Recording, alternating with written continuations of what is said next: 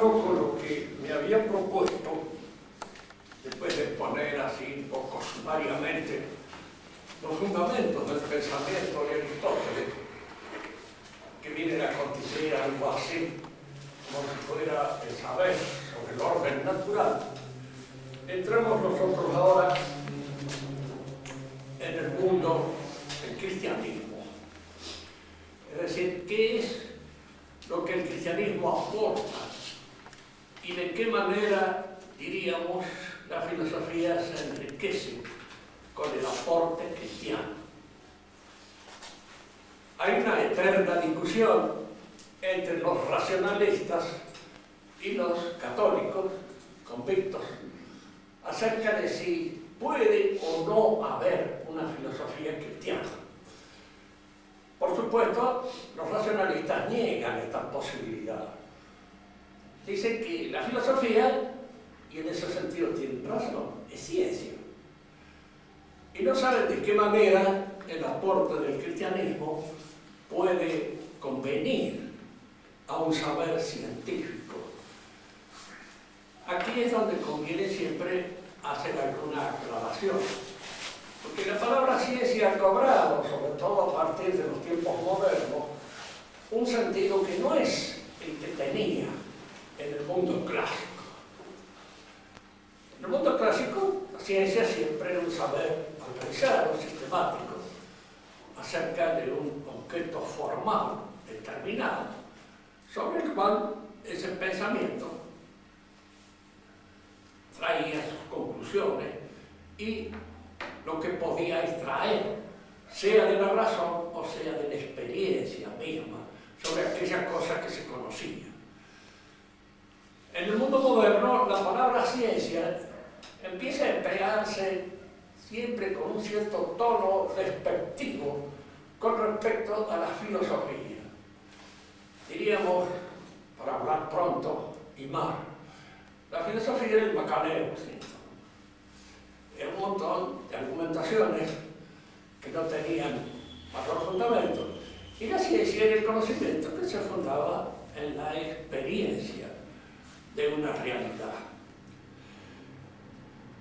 Lo cual, hasta cierto punto, es atendible, pero siempre y cuando nos permitan aducir lo siguiente. Hay ciencias que se fundan en una observación.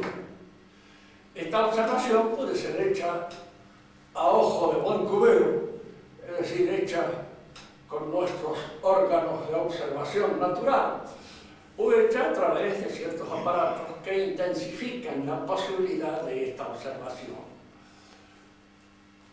Y más aún en el pensamiento moderno, sobre todo el que toma forma y una organicidad completa en el positivismo de Augusto Comte y otros, tal vez menos importantes que Kepler, que no dejan de ser también positivistas.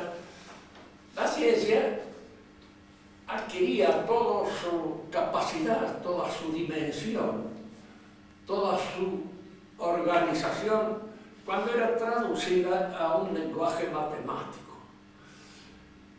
Es decir, aquí nosotros nos damos cuenta de que aquello que en alguna medida no es pasible de ser cuantificado, no tiene tampoco la posibilidad de ser observado, expresado, manifiesto en un lenguaje matemático.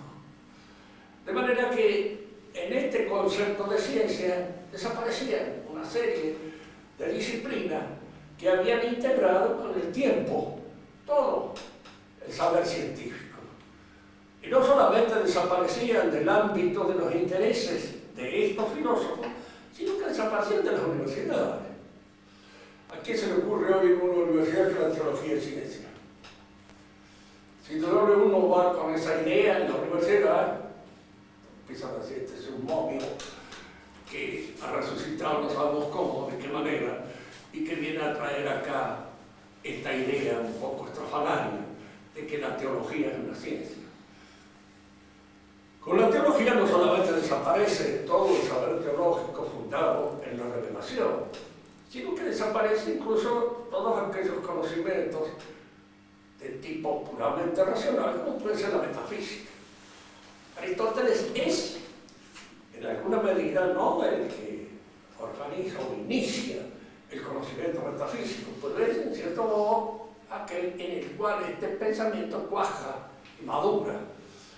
Ya se inicia con Platón y a veces también con anterioridad a Platón, si tenemos en cuenta ciertas lucubraciones de las cuales conocemos relativamente poco, como Parménides o el mismo, digamos así, otros filósofos anteriores a Aristóteles, anteriores a Platón, que dieron paulo a este tipo de saber. Decíamos entonces que las ciencias de la experiencia, toda la experiencia es una cosa bastante difícil a veces de captar bien, porque hay experiencias que se fundan en la experimentación y hay experiencias que no se fundan en la experimentación.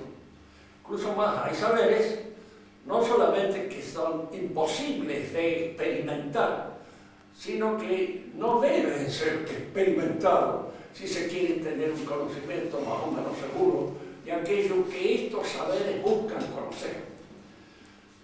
Supongamos, por ejemplo, que alguien quiere estudiar en sociología la familia mendocina, cómo está constituida, etcétera, etcétera. Debe fundar su experiencia, su observación en los hechos, tal como se dan en la realidad. No se puede llevar a un laboratorio una familia y crear una familia absolutamente impoluta y que no tenga nada fuera de aquello que constituye el ámbito exclusivo y abstracto de lo familiar. Es indudable que aquí se trata de ver en la realidad qué es lo que acontece. Y el experimento supone una situación de laboratorio, que no siempre es posible conseguirla en todos los saberes que integran el saber total de la ciencia humana. Se puede ir al laboratorio en química, se puede ir al laboratorio en física, se puede ir a una serie de saberes que no solamente tienen, diríamos, su expresión en el laboratorio, sino que lo requieren, lo exigen. Pero hay otras que no solamente no lo requieren ni lo exigen, sino que hasta es malo el que se elabore una situación así, un tanto, diríamos, podada de toda la realidad para observar allí los hechos, cuando son los hechos tal como se dan en la naturaleza lo que interesa al hombre de ciencia. Todavía en la ciencia moderna, sobre todo en la física, que es la ciencia que con la modernidad cobra su mayor fuerza, su mayor ímpetu, y es la que en alguna medida va a incidir sobre los otros saberes. No nos olvidemos nunca de esto. Los saberes se modifican, empiezan a interesar al hombre según los intereses fundamentales de su ordenamiento hacia lo real. En la época medieval, el hombre tenía fundamentalmente, es decir, el hombre decimos lo que en la sociedad es lo que dirige, lo que en la sociedad es lo que impone el rumbo del conocimiento. Indudablemente el rumbo del conocimiento en la época de la Edad Media era teológico, porque la concepción que el hombre tenía de la realidad era una concepción teocéntrica, en función de Dios. Por supuesto, aquí hay que eliminar toda ingenuidad de creer en todo el mundo en la Edad Media era santo, no, mucho menos.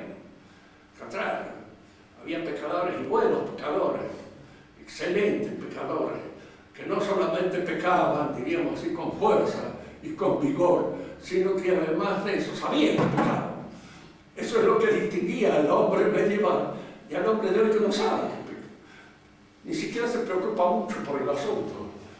Y en él ha desaparecido esta concepción del pecado, porque la concepción del pecado supone la concepción de Dios. Se peca ante Dios, se peca por defecto en la realización de nuestra perspectiva perfeccionante cuando, diríamos, desertamos de ella y nos apartamos de aquello que Dios quiere que seamos. El rumbo que toma el mundo moderno cada vez más y más decididamente un rumbo economicista, lo que va de alguna manera realizando la mentalidad del hombre moderno es el opus económico, fundamentalmente. Ese es, pero aquí hay que entender la economía en un sentido mucho más amplio que aquel que capta la mentalidad de un comerciante o de un financiero. Estaría más en la línea del ingeniero que en la línea de los financieros o de los comerciantes, porque el mundo es aquel que el hombre hace, que el hombre realiza. La actividad económica es aquella actividad que propende a establecer al hombre en la tierra de una manera cómoda, bella si se quiere también, y definitiva. Decía Hegel con una frase que en alguna manera señala con toda claridad este rumbo. Être chez soi, lo decía en francés, no lo decía en alemán, por eso lo podía entender bien. Être chez soi es estar en su casa. El hombre, para estar en su casa, debe transformar el medio en el cual él se realiza. Y esa transformación del medio en todos los sentidos, en función de los intereses, en función de las comodidades y en función de la ubicación clara del hombre, eso es su trabajo. Y eso es lo económico en el sentido en que Hegel lo entendía. Marx es hegeliano y en alguna manera es un discípulo de Hegel. Mucho más de lo que a veces los marxistas creen, aunque hay entre ellos muchas discusiones respecto a esto. Siempre Hegel es el que sale allí en estas discusiones para decirse unos a otros: usted no entendió de Hegel nada, y aquel el otro que usted no entendió de Hegel nada, y así se dice. Había leído hace poco en las memorias de Althusser, en que dice que ninguno de sus antecesores entendió nada de Hegel. Y es curioso porque la mayor parte de los hombres que creen entender algo de Hegel consideran que los demás no han entendido absolutamente nada.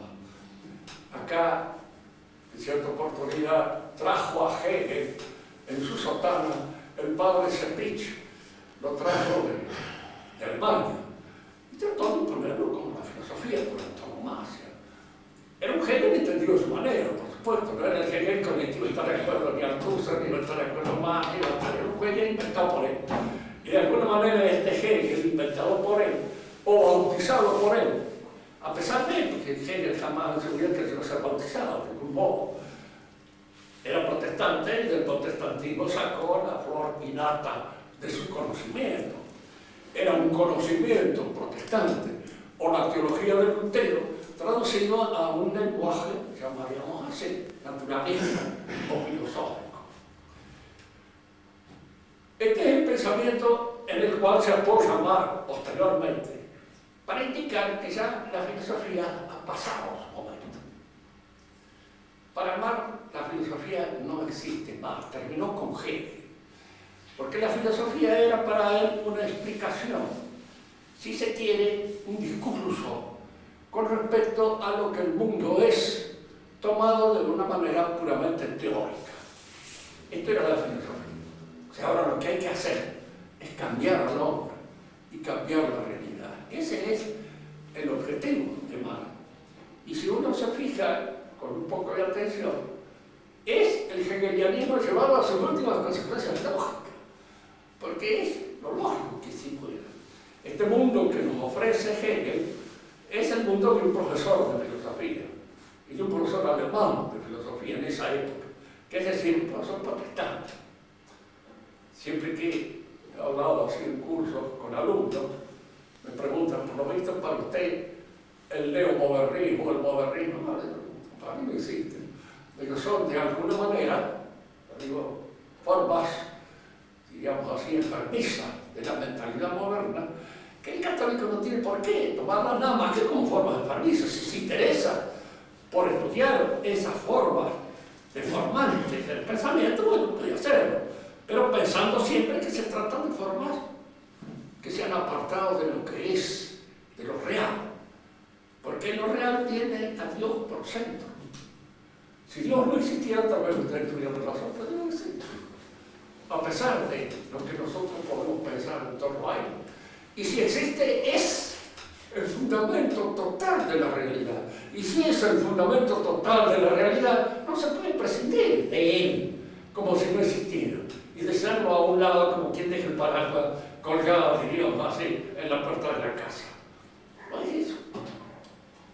El pensamiento entonces moderno se aparta en este sentido, como se aparta casi toda la forma de pensar. Porque, claro, el economicismo es un rumbo axiológico, un rumbo valorativo que se impone, pero no se impone de una manera total y absoluta, porque el hombre absolutamente económico, totalmente económico hasta en los últimos pensamientos, no existe.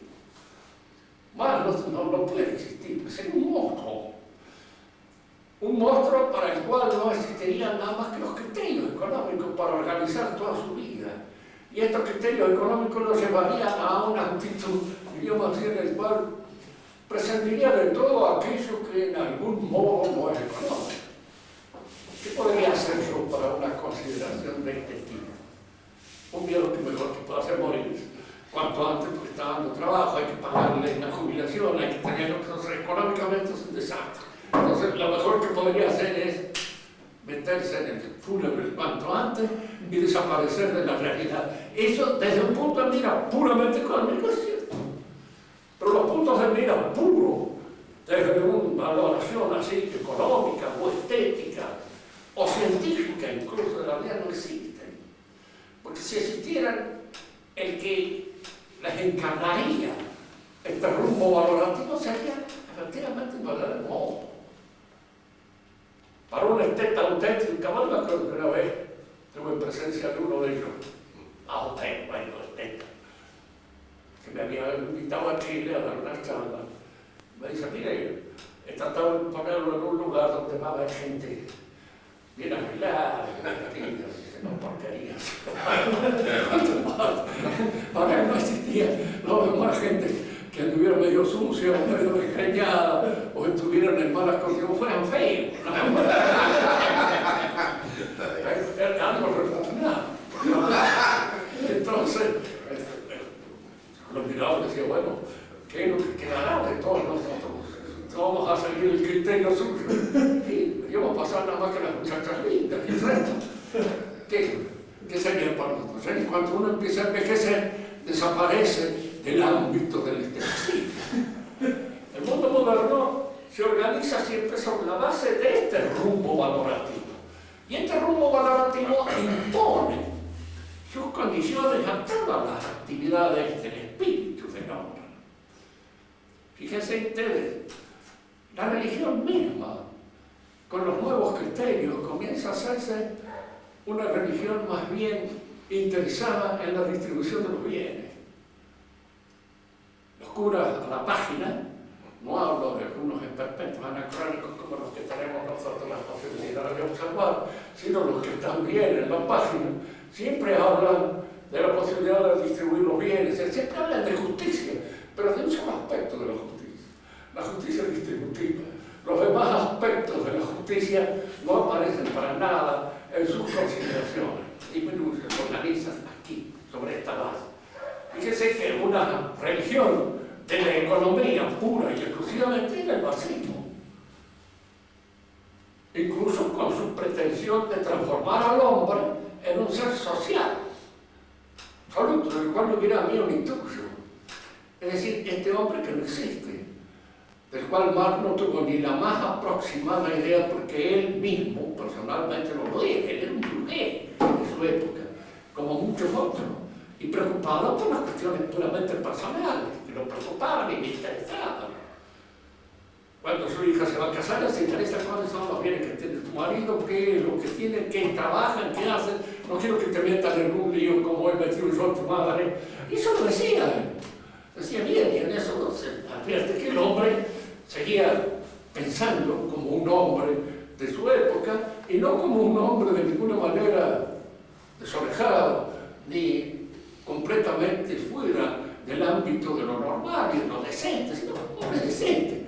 Se preocupaba por el porvenir de sus hijos, que era este y este. Pero el marxismo piensa que cambiando los fundamentos de los medios de apropiación de los bienes de producción, cambia el hombre. Y se ha mostrado que no cambia. Es decir, que sigue siendo el mismo miserable que ha sido antes. Acaparador, agiotista, usurero, si es posible, y con todas las cosas así. Entonces, ese hombre no es posible modificarlo por esto. ¿Y de dónde nace la idea de que el hombre puede modificarse, puede cambiarse? Es una idea cristiana, vuelto loca. Así decía Chesterton. Toda la revolución moderna son ideas cristianas vuelto locas, enloquecidas, arrancadas del quicio, del cuajo sobrenatural. La idea incluso evolucionista de un posible mutante es una idea que está en San Pablo. Cuando él habla de alguna manera del cambio, de ese otro hombre que emerge como consecuencia de la unión de la gracia con la naturaleza. Es una idea cristiana. Arránquela ustedes, el justicio sobrenatural en el que está inscrita y aparece como uno de los elementos, diríamos así, motores del pensamiento moderno, revolucionario. Marx saca de ahí la idea de lutar. Muchas veces se ha pretendido ver en Marx, más que nada, un judío que piensa en función del judío. Él no era del todo judío. Era de origen judío, indudablemente. Se había convertido a la familia de él por razones económicas, fundamentalmente, y entre razones de economía que lo habían llevado a la conversión al luteranismo, de alguna manera intervino en el pensamiento de Marx. Y su gran pelea fue siempre con su madre, porque la madre era judía y le negaban los pesos. Decía, bueno, ahora he escrito sobre el capital, pero no has sido capaz de hacer capital jamás en tu vida. Y eso es lo que más la indisponía en contra de Carlitos, que gastaba. Porque él quería vivir con cierta comodidad y poder entregarse a la revolución como nos hubiera gustado a todos, con comodidad, tranquilidad, con una buena casa, en París, como sucedía con el yerno de él, que también era marxista, pero que tenía una casa con 30 habitaciones, según dicen, en algunas de las cartas, las cuales, y allí había desde sala de billar hasta pileta y qué sé yo, cuánto, porque que hacía la revolución bien, como debe hacerlo un hombre inteligente, vivo, que un salorio, desde que van para presos, reciben patadas por todas partes. Bien, estamos entonces en esto. La filosofía se convierte ahora más que nada en una especie de cerco cerrado, claustro, de ciertas ciencias, que pasan a ser desconsideradas en el orden incluso universitario. Disciplinas como la metafísica, disciplinas como la ética, disciplinas como la lógica, disciplinas, en fin, que pertenecen al elenco tradicional del pensamiento filosófico, casi ya no se usan, o se deforman y se adquiere, diríamos así, una mentalidad un poco parcial de estas ciencias, de estos saberes. Han desaparecido en el tiempo. Por eso, si alguien me dice, mire, ¿qué tiene que ver el cristianismo con la química? Yo diría, tiene razón. No tiene mucho que decir materia química, y en botánica tampoco, ni en matemáticas tampoco. Pero vamos, en antropología sí tiene algo que decir. Porque la idea del hombre, tal como aparece en el mundo de la revelación, es muy distinta a la idea del hombre tal como se me presenta en su quicio natural. El hombre, naturalmente, considerado pura y exclusivamente en este viaje de peregrinos que hacemos a través del universo, no tiene mucho sentido. En cierta oportunidad, que aparezco por ahí en el danzo a comprar remedios, y me preguntan, ¿cómo le vamos a abrir? Le digo, compro remedios para poder seguir pagando impuestos. Le digo, de esa manera me mantengo.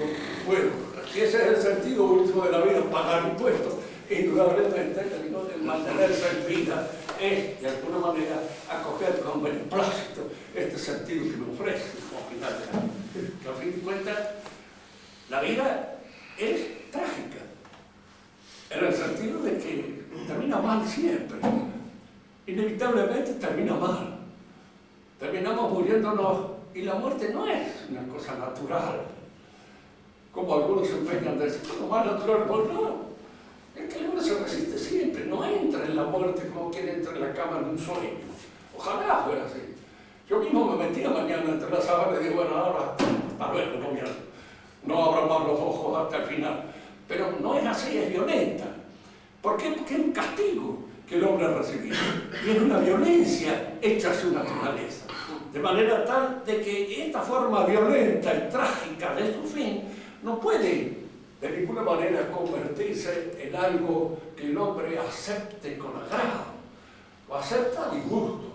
Y lo acepta mientras más o menos el vivir le va procurando algunos goces, le va procurando algunos, diríamos, beneficios inmediatos, superficiales, muchos de ellos muy epidérmicos y que se terminan pronto también porque pasa la edad del Fausto, la edad, diríamos así, de la juventud y ya se pierde completamente el sentido de la vida.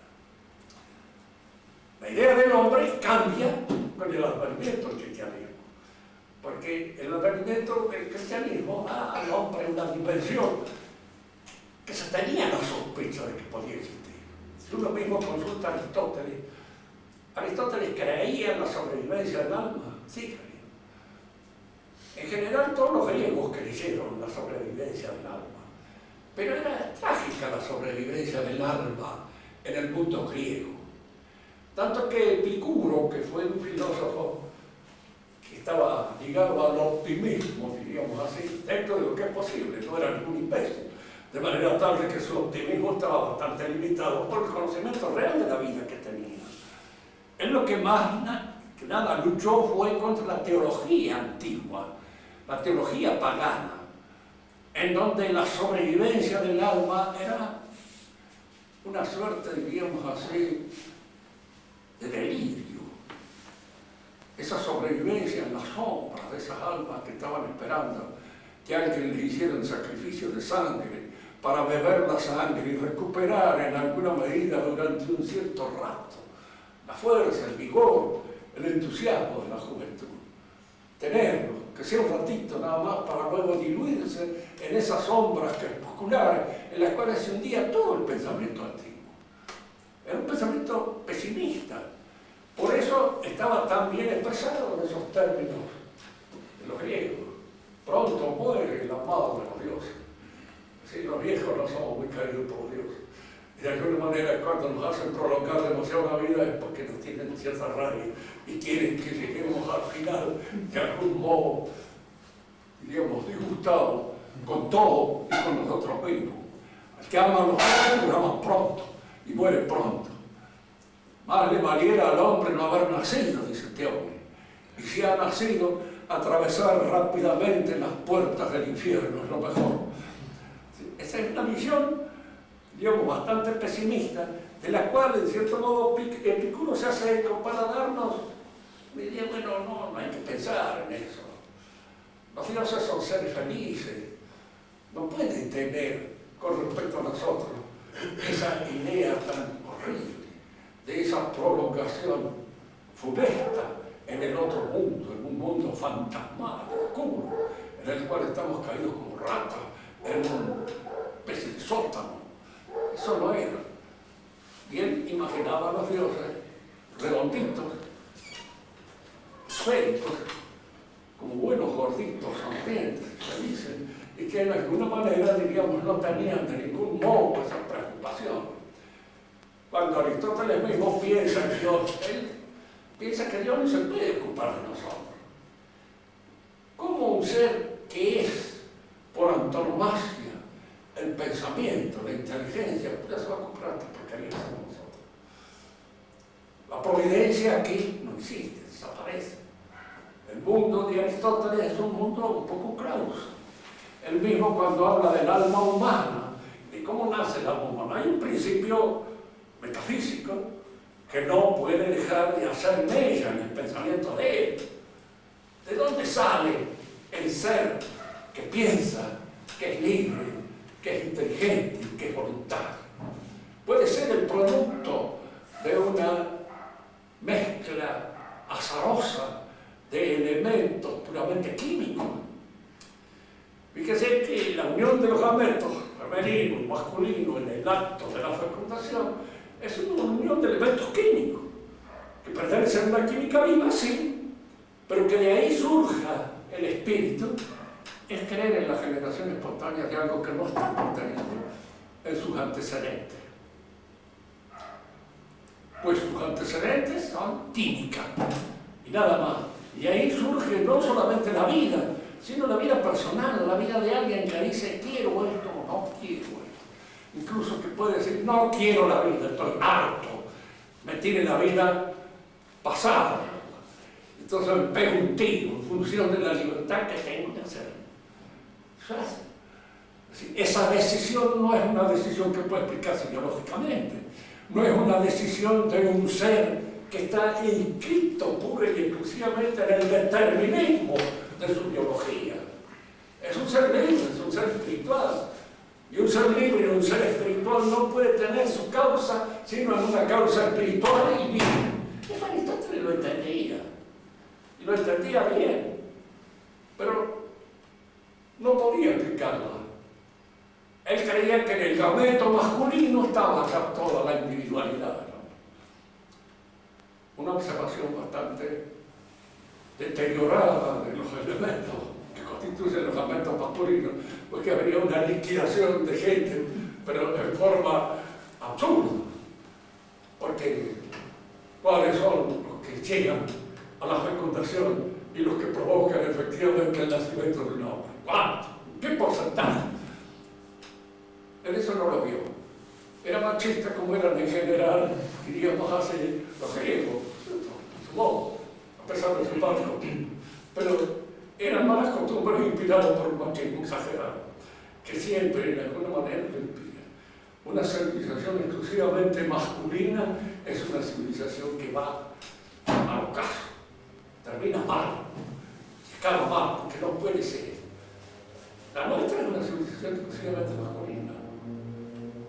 Que el feminismo es una idea masculina de las mujeres. Y es una idea, digamos así, en que la mujer se siente como un hombre frustrado por un montón de elementos que indudablemente configuran su estatuto vital y que no la hacen realizarse en el pleno sentido efectivo de la masculinidad a la cual aspira. Por eso viene ahora la farmacopea en su ayuda y a realizar una serie de cosas, digamos así, que le permiten un acercamiento a la masculinidad que antes, indudablemente, no tenía. Una civilización absolutamente masculina es una civilización frustrada. El Islam es una civilización absolutamente masculina, como lo fue Esparta y como es la nuestra. Porque el criterio exclusivamente económico de la realidad es un criterio masculino, típico del hombre. El hombre es el que saca las consecuencias lógicas de una postura a veces hasta absurda. Saca sus consecuencias. La mujer está más afirmada en la realidad, en la naturaleza. Y entonces hay allí en su feminidad un acuerdo más grande con lo orgánico que en el hombre. Es más probable, no absoluto, que un hombre se suicide, y debe ser los suicidios mucho más entre los varones que entre las mujeres. No, porque las mujeres a veces la rabia las lleva a hacer ciertas cosas. Hay que reconocer que la furia de las mujeres es espantosa. Ya decían también en ese sentido los griegos y los romanos. Impaciencia muy liebres. La impaciencia, la furia que a veces suelen tener como consecuencia de algo que se les niega, que son capaces de inducirlas a cualquier disparate, pero no por un razonamiento lógico, no por aquel que el día que se le cortaron los cordones de los zapatos se pegó un tiro. Pues esto puede ser que me tenga que parar por una porquería de estas. Por un detalle tan imbécil como es el que se me corta el cordón del zapato. Entonces, la vida así es absurda. Y desde el punto que se descubre lo absurdo de la vida es cuando el hombre se niega a introducirse en el misterio y se pega un tiro. El cristianismo entonces cambia la perspectiva en la que el hombre se mueve. Desde este momento el hombre se mueve en un horizonte mucho más amplio que le abre la fe, la posibilidad de la redención, la posibilidad de la salvación. Son posibilidades que el hombre antiguo no las tenía. El hombre antiguo creía más en el infierno antiguo, de acuerdo, en fin, con las cosas que uno puede leer a través de Virgilio, a través de Homero mismo, pero incluso antes, en ciertos documentos anteriores a eso, como puede ser las cosas de Giraldez, hay unas descripciones del infierno que son tal como las que eran antes, y no porque son copias literarias de uno a otro, sino porque es la tradición antiquísima la que hace esa representación de ese mundo de los seres que han perdido toda esperanza y que están, diríamos así, para siempre en la completa derelición, el abandono absoluto de toda esperanza y de toda posibilidad de emerger al sol de la realidad. Antes metía a los tristes en el infierno. Yo a veces me cuido un poco porque por ahí suelo caer en melancolía que no son del todo buenas. Porque triste furono nell'aer dolce che dal sol s'alegra, portando dietro insidioso fumo. Dice, porque fueron tristes en el aire dulce que se alegra al sol y llevan adentro un insidioso humo. En el libro que he escrito últimamente sale ese verso y lo traducen mal, pues yo lo voy a traducir, sí, porque asidioso en castellano es acidez. Yo lo traduzco como la acidez en el estómago, pero asidioso, no, es una especie de abandono, de pereza espiritual, por la cual hay abandono de las cosas divinas.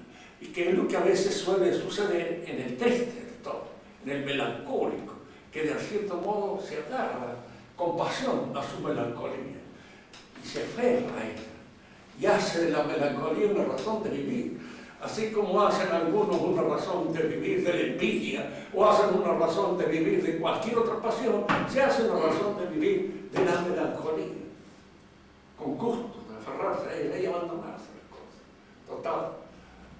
Por 4 días locos que vamos a vivir, no decía así, de alguna manera, esto está en la traducción de este tipo de melancolía profunda en el cual el hombre cae. El hombre cristiano se abre a digamos, a este panorama. Muchas veces algunos dicen, ustedes tienen el dogma como una anteojera. Bueno, yo tenemos el dogma como un anteojo. Es el que nos permite ver mejor y más profundamente ciertas cosas. No es una anteojera. El hombre, indudablemente, es de conformidad con la enseñanza del dogma una naturaleza caída. Y si ustedes lo observan bien, hoy día hasta eso está de acuerdo con la última medicina neuropática. ¿No es así? Todo hombre es un loco en potencia, que si no termina loco del todo, siempre está a un paso de ser, porque es un neurótico. Usted, por la configuración física que tiene, tendría que ser un esquizofrénico típico. Bueno, muy bien, le agradezco el diagnóstico y en la medida de lo posible trato de no caer en las manos de algún psiquiatra, porque indudablemente me va a convencer de que estoy loco del todo. Y eso es una cosa relativamente fácil. ¿Por qué? Porque en el hombre hay, diríamos así, efectivamente y realmente la naturaleza caída. ¿Qué significa la experiencia de la naturaleza caída? Fundamentalmente que no soy dueño de mí mismo, en la mayor parte de los casos, en momentos peores, menos todavía, pero no soy dueño de mí mismo. Es decir, he perdido en cierto modo el control de mi realidad, que parece ser una cosa inherente al hombre racional. El hombre que es racional y que es razón debería formularse toda la vida de conformidad con estas exigencias de tipo espiritual, de su naturaleza espiritual, y no lo hace. Pierde el control de sí mismo, se desbarajusta, se desbarata, pierde. Y eso le pasa a todo el mundo. En unos más acertados que en otros, pero de alguna manera es un resultado que nace de esta naturaleza caída. Y si ustedes quieren explicar la historia del hombre, tienen que recurrir a esto. Hay una naturaleza caída. Cuando se quiere explicar la historia del hombre pura y exclusivamente como un animal que tiene una serie de razones zoológicas para sobrevivir, para inventar esto, lo otro, demás, esa explicación es absurda, es estúpida. Y generalmente tropieza con las dificultades de esta explicación. Si el hombre fuera un animal, en realidad salir de la manada de mono para convertirse en ese infeliz, usurero, agiotista, miserable, triste, etcétera, etcétera, que el hombre actual no fue un buen negocio que los monos siguen sobreviviendo y de alguna manera se las arreglan, incluso económicamente se las arreglan para poder vivir. Y nosotros no lo podemos arreglar de alguna manera, porque desde el punto de vista incluso zoológico somos inexplicables. La verdadera explicación la daba uno de estos alemanes que tienen siempre las explicaciones en el bolsillo, y que el espíritu era una enfermedad en la cual el hombre entraba como en un callejón sin salida de la biología. Es una explicación que coincide precisamente con la explicación tradicional. Sí, es una naturaleza caída, es una naturaleza desarreglada, es una naturaleza que no responde en su totalidad a las exigencias de la naturaleza, que en alguna manera se las arregla, diríamos, para desordenar su naturaleza y su mundo. Y toda la vida del hombre, si uno lo va a hacer, es como decía Hamlet, el cuento de un loco. Toda la historia es una cosa increíble, en donde el hombre, digamos así, lo único que manifiesta es su locura en potencia, permanente y constante, siempre, a través de todas las cosas que hace, de todo lo que inventa y de todo lo que desarrolla, algunas veces para permitirse el gusto de una situación y otras veces simplemente por espíritu homicida. Pero no solamente el hombre, su aspecto natural es modificado, es visto por la revelación en una perspectiva distinta. Y no digamos optimista, porque sí, en parte sí, en parte no, porque es indudable que el fin verdadero, el fin bueno, lo podemos conseguir, pero no es seguro. Es el resultado de una lucha, es el resultado de preferencias, es el resultado de que elija bien en las situaciones en que tenga que elegir. Y tengo que elegir cuándo, en todo momento de la vida, en cada instante. Esto lo decía Kierkegaard con ese especial énfasis que ponía en estas cosas, que era tan lindo, y que daba a su literatura esta fuerza, esta expresividad que el existencialismo va a tomar como suya. El instante. Ahora debo preferir, bien o mal, siempre en cada momento.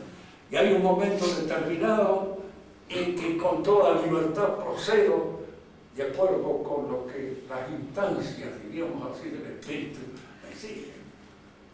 Yo soy un gran admirador del buen ladrón, de Dimas, porque siempre es la esperanza de todos los que somos ladrones más o menos buenos, el esperar una terminación como la de él.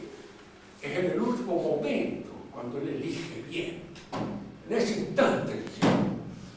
Fíjense que llegaba a ser un hombre molesto, diríamos así, más bien molestito, desde el punto de vista, diríamos, de la consideración policial, etcétera, de su época, que estaba colgado en una cruz. Y por algo debía estar. Él no dijo de ninguna manera que lo estaba injustamente, como ese otro que estaba padeciendo su lado. Estaba con toda justicia. Pero es en ese momento en que reconoce que ese que está a su lado es Dios. Fíjense que no es el mejor momento para reconocerlo, porque es el momento en que un hombre está más violentamente atacado por todas las fuerzas que invalidan el pronunciamiento libre de su decisión. Está en la cruz, y él en la cruz reconoce esa posibilidad y se salva. El que sabemos nosotros que se ha salvado es él, casi con toda seguridad, porque nuestro Señor se lo dijo en ese momento, se salva. Esta salvación en el instante, es en el instante siempre de nuestra vida cuando debemos decidir. Ahora es cuando debo ser generoso, ahora es cuando debo ser valiente, ahora es cuando debo ser veraz, ahora es cuando debo decir la verdad. Pues siempre, en todo momento, en todo instante de mi vida, se me presenta esa posibilidad de elegir. Y es en esa posibilidad de elegir en donde se juega la salud eterna del hombre, el alma. Y esto es una cosa que está en la revelación. No ha dicho nada sobre las flores y sobre la química.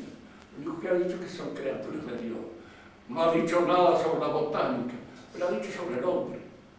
Más, ha dicho sobre la realidad entera, que en cierto modo está sujeta, está adherida a un pensamiento que la piensa, a una inteligencia que la piensa y la organiza y a una voluntad que la quiere. Depende totalmente en toda su realidad de esa voluntad y de esa inteligencia.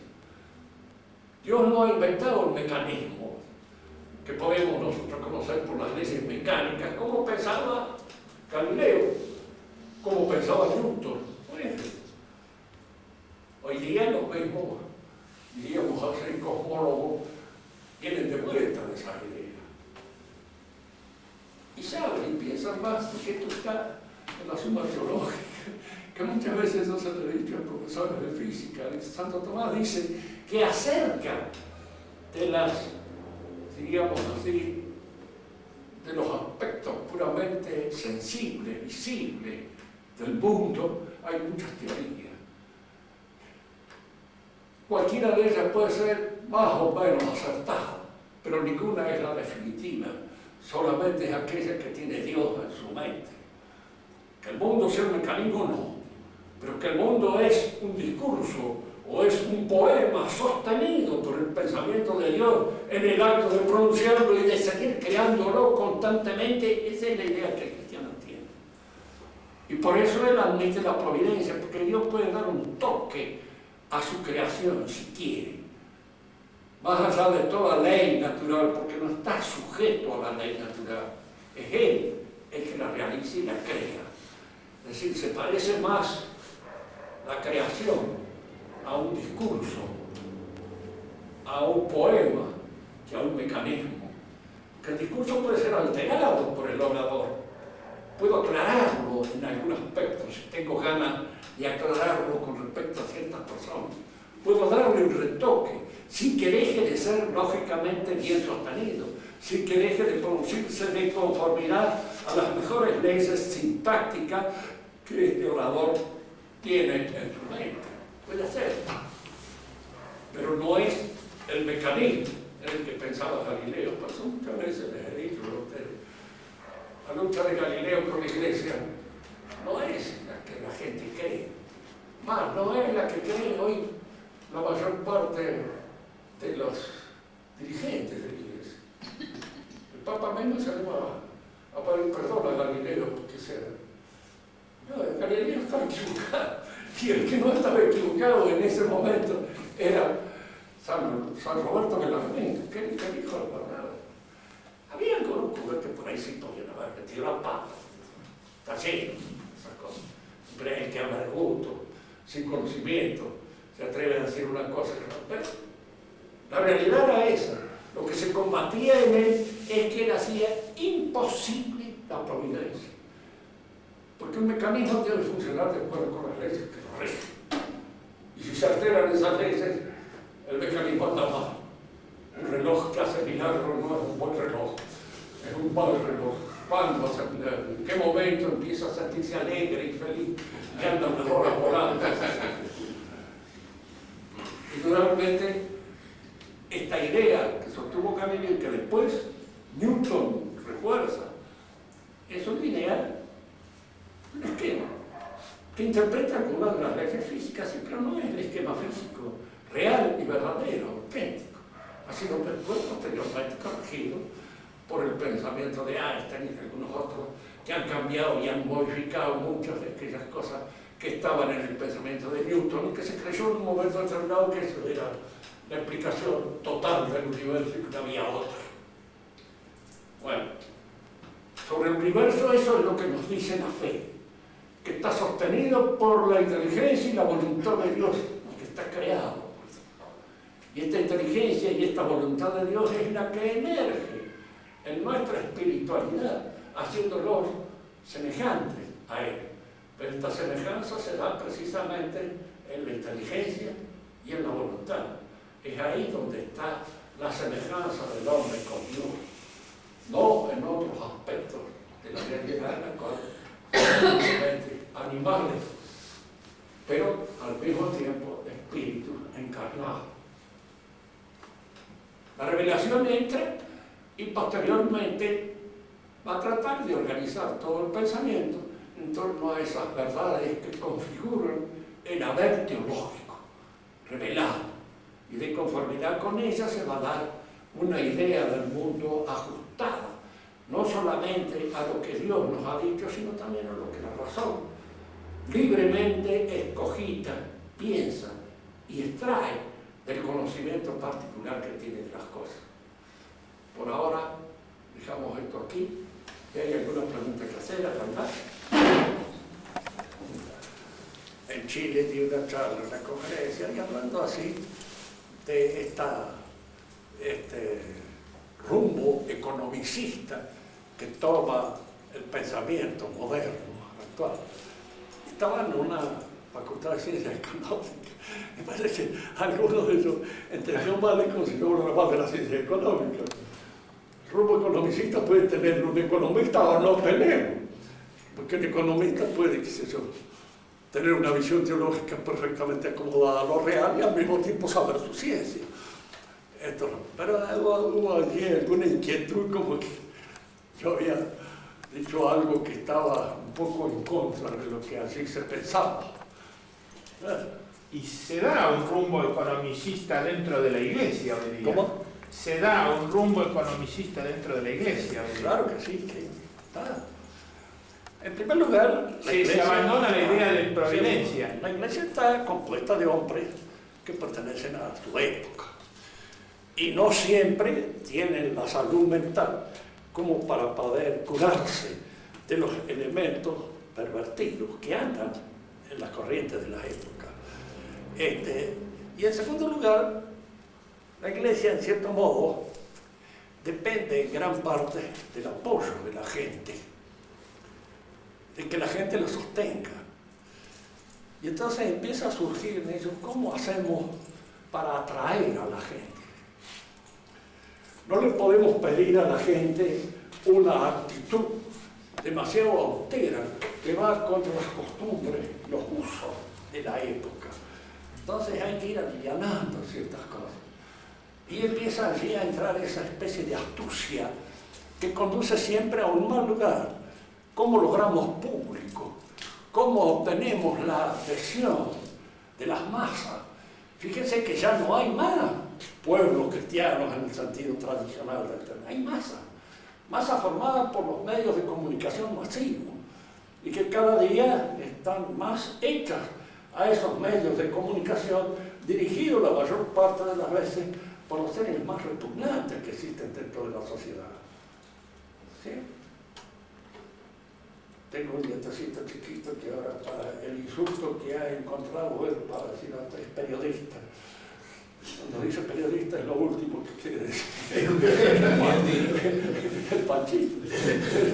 Cuando te dice periodista, porque dice,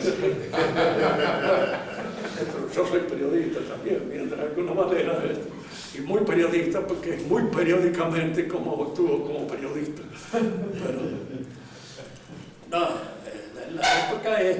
Entonces, claro, la Iglesia se empapa de esas cosas y empieza a ver cómo podemos atraer gente, de qué manera si nosotros le cargamos demasiado el alma con cosas, en fin, lo estamos abrumando y de alguna manera los echamos aquí de este lugar donde deben estar.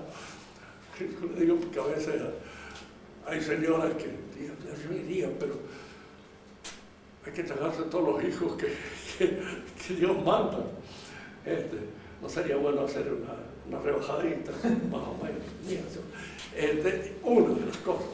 y otras por el estilo. Entonces, en la iglesia entra eso, así, bueno, vamos a ponernos un poco a tono con la época.